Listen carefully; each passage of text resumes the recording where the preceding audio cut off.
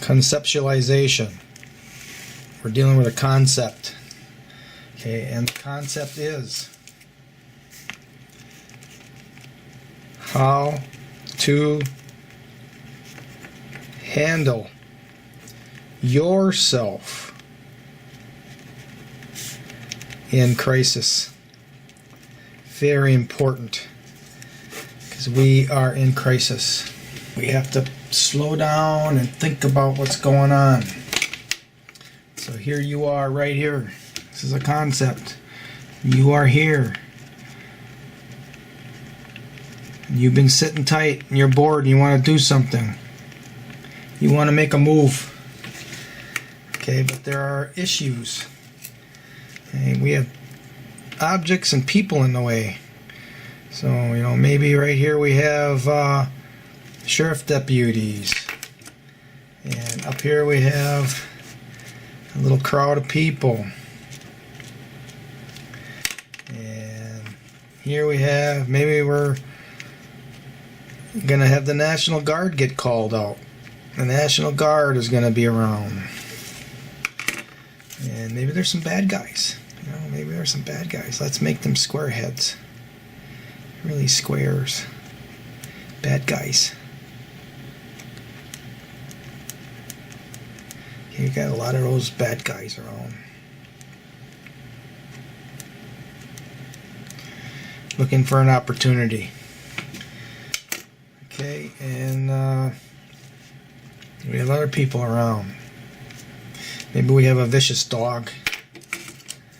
Vicious dog here. We make dogs just lines. We got dogs. Maybe right here there's a garbage can.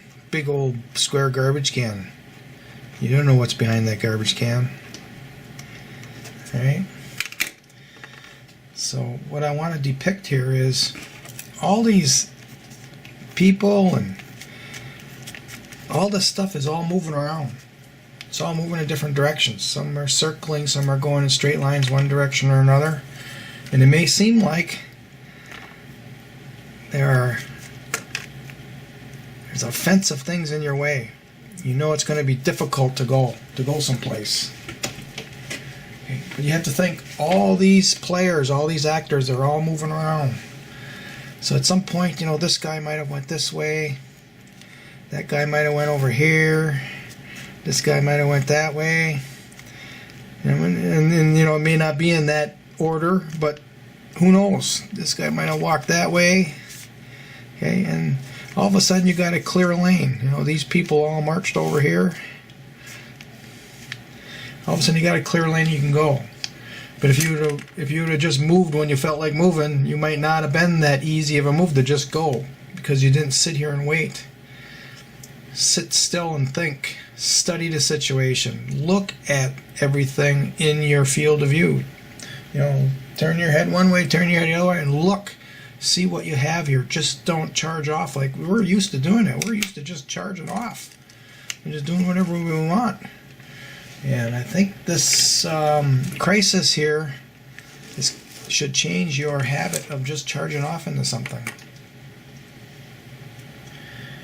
So it's important to stay put. Don't move anywhere. Okay, when it comes to groceries, you may be thinking, well, you know, I gotta go get something to eat or whatever. You know, go to the grocery store and get enough for a week at a time or 2 weeks at a time if you can, if it's available. And, you know, thinking about groceries, I don't want you to really panic too much about food. I mean, I'm not saying this is for everybody. There may be situations where there just isn't any food in your area, and that's a different story. But I'm talking about where you have concentrations of people. The government is going to be protecting the supply line.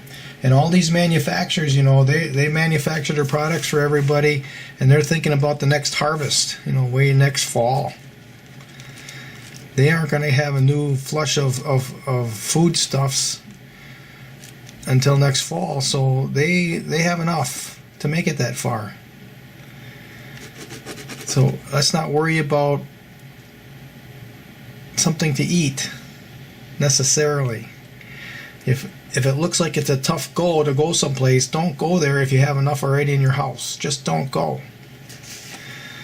And it's not just this, it's also this C word, this virus. Okay, we want to get close to people right now.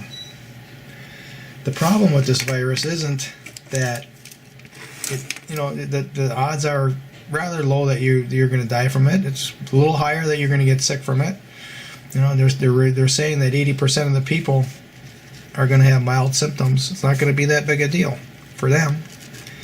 But they're contagious and infectious, and they could give it to you, and you might not have a mild infection or mild symptoms. You may be one of those that needs to go to the hospital, and this is what the problem is going to be. Let's bring this up. Let's bring the camera down a little bit. Problem is going to be if we don't pay attention and think about this. This is the level. Right here is the level of how many beds there are in the hospital. This is how many people they can treat right there. And because a lot of people aren't paying attention or don't believe it, if they do get sick, or a lot of people are going to get sick, and if you get sick along with these people, this is what's going to happen. So this is how many people are infected, and all of a sudden, this is what happens. And then we'll go back to normal, hopefully. But the problem is the distance between here and here is a lot. The hospitals can only handle that many people at a time, but there's 10 times more people than they can handle. So now you're deadly sick, and they don't have a bed for you. So that's why you need to stay put right now. And really, don't even let anybody in your house. The next couple weeks are critical. Just need to be very, very careful. So, I'm not, I haven't really been affected too much by it. Every once in a while I get a little twinge, but I want to tell you why I'm kind of immune to this information is back in the 1980s, early 80s, I participated in what's called an Austrian economics course.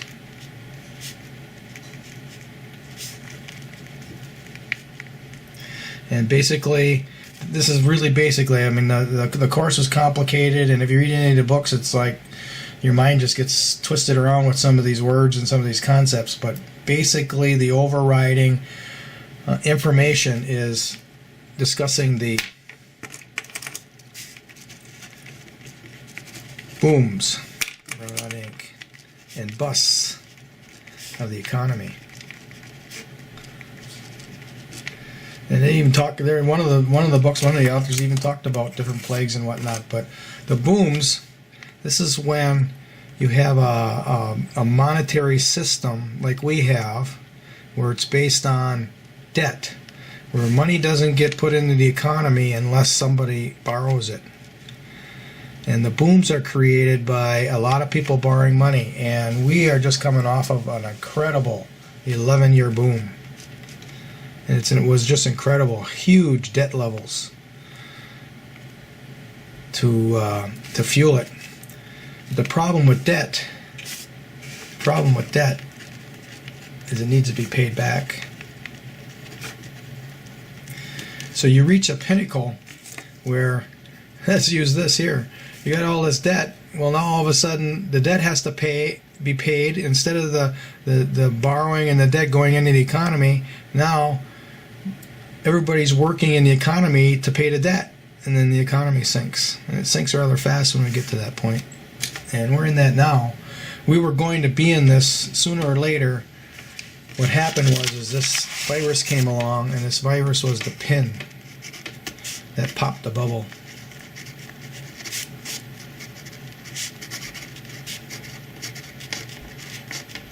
Okay, now what happens next is going to be interesting to me. Can they restart the economy after they shut it all down? I don't know. Maybe if they eliminate all the debt, just anybody who has any loans, all the loans are zero. They just wipe them all out. And we start everything from scratch. Now the losers here are the investors, the institutions, the banks. They're the losers, but the people will have no debt to pay, and they'll be able to start over without the debt. I mean, if you've got a house with a mortgage right now, you don't have a mortgage. If you're sitting in an apartment with a rent payment, there's no more rent. The people who own the rentals, they also lose. That's about the only thing that I can think of that'll restart this thing, but I don't know. I'm not a financial engineer. We'll see what happens. But to come back to the top, this whole thing is a conceptualization. It's a concept of how you should handle yourself in crisis. Please stay put. Think about what you're doing.